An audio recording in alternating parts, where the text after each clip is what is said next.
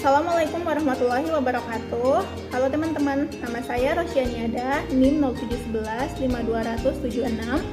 Pada kesempatan ini saya akan memaparkan materi terkait e-government dalam hukum perdagangan elektronik atau e-commerce law.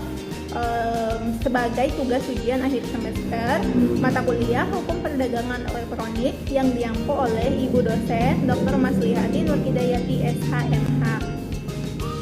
Baik, mengenai topik e-government dalam hukum perdagangan elektronik, terlebih dahulu saya akan memaparkan terkait e-government itu apa sih. Jadi dalam definisi sederhananya, e-government itu dapat dikatakan sebagai penyelenggaraan pemerintahan berbasis elektronik atau secara online. Nah, tujuannya sendiri yaitu untuk meningkatkan kualitas pelayanan publik secara efektif dan efisien. Dan e-government ini sendiri didasari oleh Instruksi Presiden Nomor 3 Tahun 2003 tentang kebijakan dan strategi nasional tentang pengembangan e-government. Nah, bagaimana keterkaitan antara e-government dan hukum perdagangan elektronik?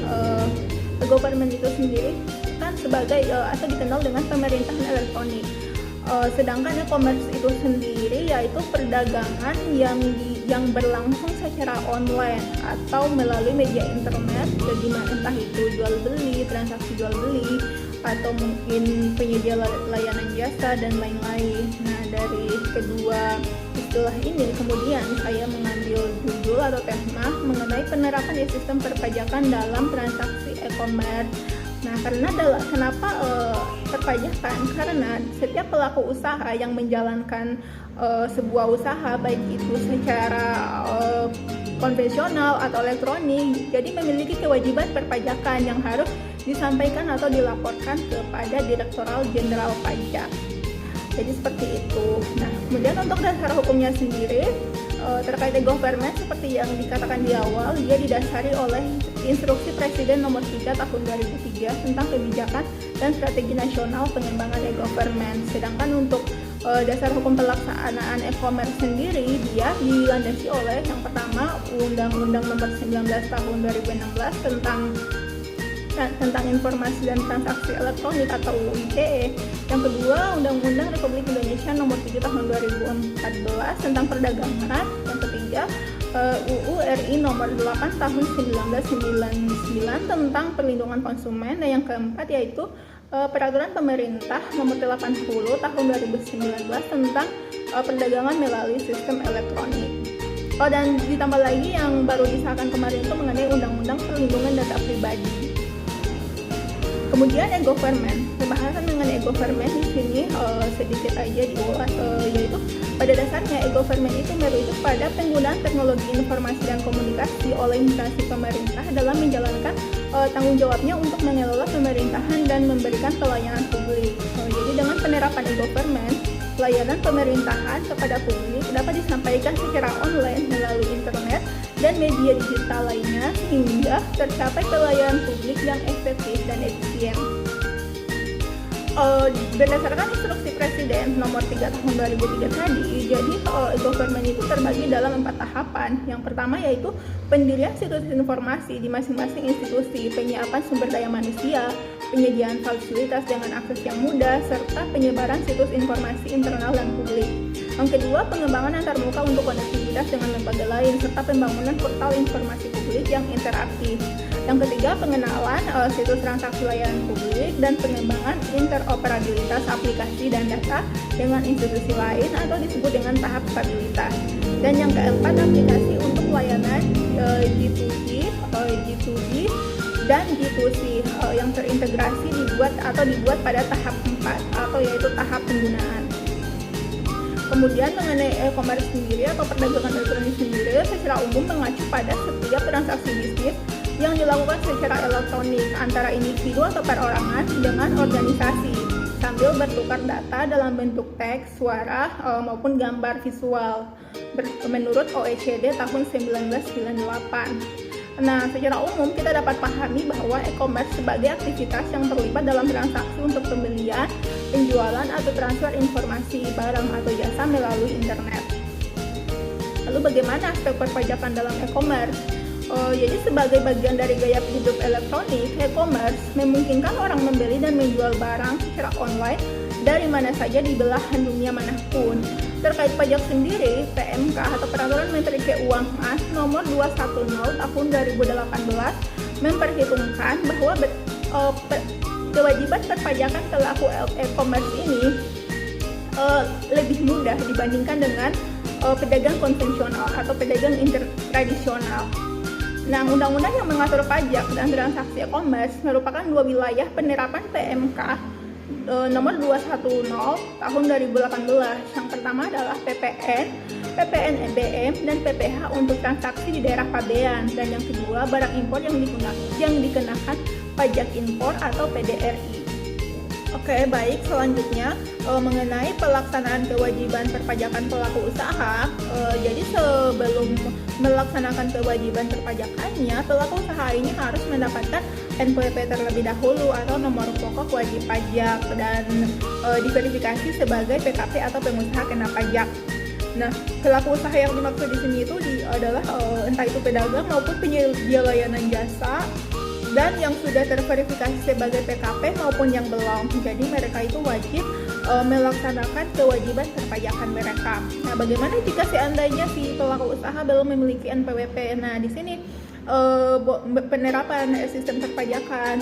Jadi si pelaku usaha dapat mendaftarkan nomor pokok wajib pajaknya melalui e-registration atau registrasi elektronik melalui website yang disediakan oleh Direktorat Jenderal Pajak, sehingga memberikan kemudahan bagi pelaku usaha maupun individu atau perorangan yang ingin mendapatkan nomor pokok wajib pajak. Nah, kemudian pelaku usaha yang sudah diverifikasi sebagai pengusaha kena pajak atau PKP tadi wajib dipungut, disetor, dan dilaporkan kepada Direktorat Jenderal Pajak mengenai seluruh transaksi perdagangan dia. Nah, selain itu juga si pelaku usaha ini harus membuat faktur pajak. Faktur pajak ini juga dapat diperoleh secara online melalui website juga yang disediakan oleh Direktorat Jenderal Pajak. Di situ ada website untuk penerbitan faktur atau faktur elektronik. Kemudian si pelaku usaha wajib menyampaikan seluruh rekapitulasi transaksi perdagangannya kepada Direktorat Jenderal Pajak. Nah, laporan dan proses rekapitulasi transaksi ini dapat dikirimkan atau dilaporkan secara elektronik juga melalui website juga. Ya, biasanya pengalaman saya di website web.efaktur.pajak.go.id. Jadi di situ ada penyampaian laporan SPT masa PPN atau pajak pertambahan nilai yang dilaporkan setiap bulan bagi pelaku usaha yang sudah terverifikasi sebagai pengusaha kena pajak atau PKP. Nah, kemudian bagaimana apa sanksi yang dikenakan kepada pelaku usaha jika misalnya tidak menyampaikan laporan perpajakan atau transaksi perdagangannya kepada Jenderal Pajak? Nah, mari kita simak di sini. Jadi di sini itu mengenai sanksi yang diberikan kepada para pelaku usaha yang tidak menyampaikan atau melakukan kewajiban perpajakannya, baik itu pajak terhutang atau penyampaian laporan, diatur dalam pasal 7 ayat 1 Undang-Undang Ketentuan Umum dan Tata Cara Perpajakan. Jadi di sini ada 3 yang saya masukkan itu terkait keterlambatan penyampaian laporan. Jadi yang untuk keterlambatan penyampaian SPT masa PPN itu dia ada denda atau sanksi administrasi sebesar Rp500.000. Kemudian untuk tiap bulan itu Rp500.000 untuk keterlambatan setiap bulan. Nah, kemudian SPT PPH atau tahunan. Nah, untuk keterlambatan atau lalai tidak melaporkan SPT tahunan sendiri, dia dikenakan denda atau sanksi administrasi sebesar Rp1 juta per tahun. Dan untuk SPT masa lainnya yang tidak dilaporkan, dia dikenakan denda atau sanksi administrasi sebesar Rp100.000. Jadi misalkan ketika si pelaku usaha ini udah terverifikasi sebagai pengusaha kena pajak, maka dia wajib menyampaikan tiga poin ini terkait SPT masa PPN, SPT PPh dan SPT masa lainnya yang termasuk dalam kewajiban-kewajiban yang harus dilakukan oleh pelaku usaha. Nah, kemudian ini terkait ada macam-macam sistem perpajakan. Tadi sih ini udah dibahas juga sebagian mengenai registration. Registration itu dia pendaftaran pajak elektronik, yaitu suatu sistem yang mendaftarkan atau mengubah data wajib pajak atau mengukuhkan dan membatalkan wajib pajak sebagai di sini kontraktor harusnya PKP atau pengusaha kena pajak melalui sistem online yang terhubung langsung dengan Ditjen Pajak yaitu DJP. Kemudian ada e-filing. E-filing sendiri dia adalah cara penyampaian SPT atau pemberitahuan perpanjangan SPT tahunan yang dilakukan secara online dan real time melalui website e-filing pajak DJP online atau aplikasi yang disediakan ASP atau Application Service Provider atau penyedia jasa aplikasi pajak. Kemudian ada juga SPT, yaitu penyampaian SPT dalam bentuk digital ke KPP secara elektronik dengan menggunakan media kode billing. Nah, kode billing sendiri ini dapat dibuat dengan mengakses website resmi DJP pada laman www.pajak.go.id. Sebagai contoh, misalkan kita ada transaksi jual beli tanah, misalkan di situ kan ada PPh atau pajak penghasilan yang harus dibayarkan oleh penjual. Nah, bagaimana PPh ini kita bisa bayarkan ke negara secara cepat? Nah, disinilah kita bisa membuat kode e-billing mandiri dengan mengakses atau kita login ke akun Direktorat Jenderal Pajak kita.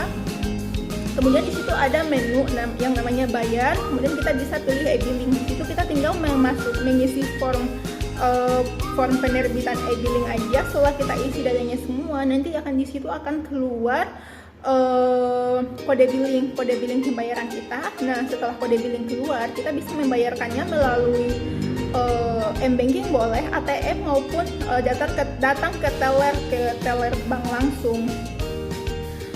Nah, mungkin kurang lebih itu pemaparan mengenai sistem perpajakan dan penerapannya dalam transaksi perdagangan.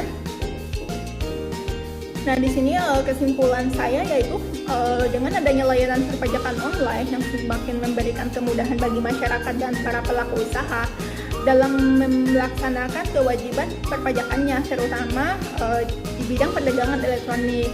Nah, hal ini dikarenakan pelaku usaha maupun masyarakat hanya perlu menggunakan media internet untuk mengakses layanan perpajakan tanpa harus datang langsung ke kantor pajak setempat.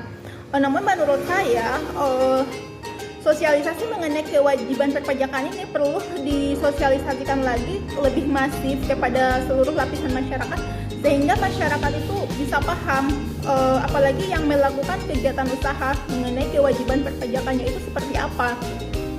Kenapa demikian? Karena hal ini dimaksudkan untuk menghindari sanksi yang dikenakan kepada masyarakat yang menjalankan usaha akibat lalai atau bahkan tidak tahu dalam menjalankan kewajiban perpajakannya karena kurangnya pemahaman.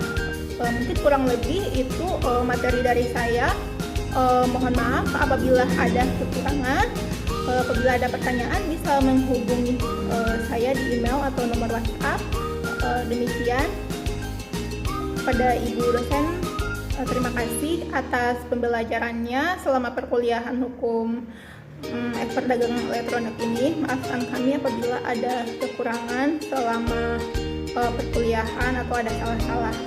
Billahi taufiq wal hidayah. Wassalamualaikum warahmatullahi wabarakatuh. Terima kasih.